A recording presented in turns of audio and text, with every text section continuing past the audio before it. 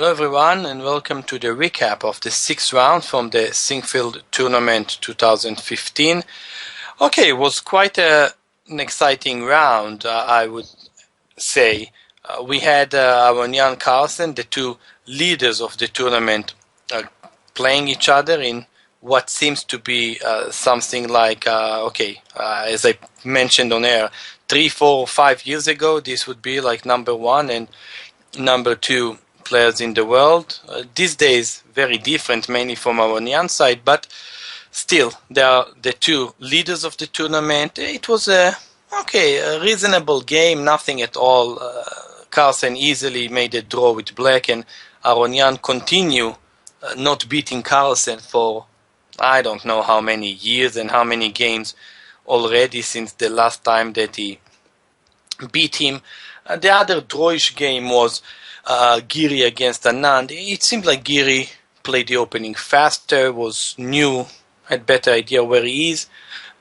He had the advantage, that's clear, but maybe not enough. At some point we thought he could have maybe pushed a bit more, yet it was a draw clearly from Giri being better the entire game, but Anand managed to draw this one.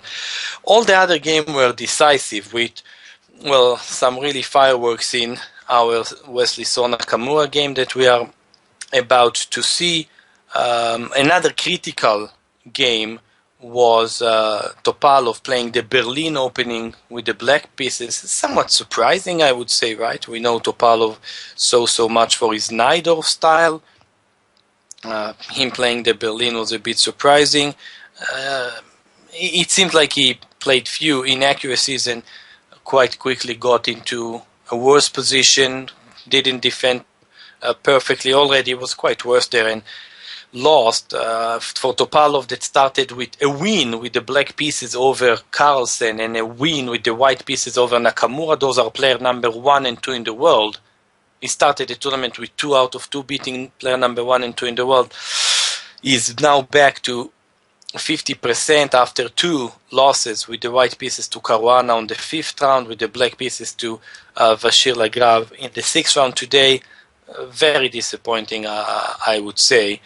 And the other decisive game was Grischuk beating Caruana, that just won a game previous round, as we mentioned, against Topalov, and Caruana also not getting anything really to work here. 2 out of 6, -2, nothing even close to his amazing performance last year. At this time last year he had 6 out of 6, the next round 7 out of 7.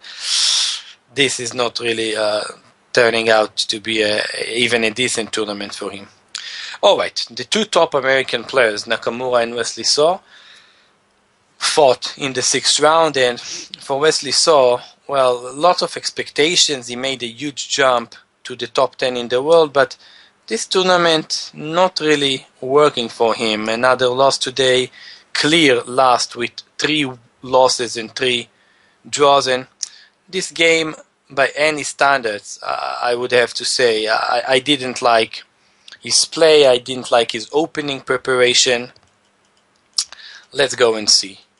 Alright, not many top players in the world these days are still loyal to the King's Indian. It used to be very popular, but becoming less, I guess, at the top due to space considerations and things like that. Nakamura still at the very possible top of the world, number 2, and trusting his King Indian. Okay, he's of course playing many other openings. So this is the classical variation, and we've seen many games by Kramnik, Van Velde, many King's Indian expert with the B4 line. But this is a very classical approach. Bishop D2 knight D3 instead of F3 is also a super main line. But White plays this move order so he can get his bishop on the G1 A7 diagonal.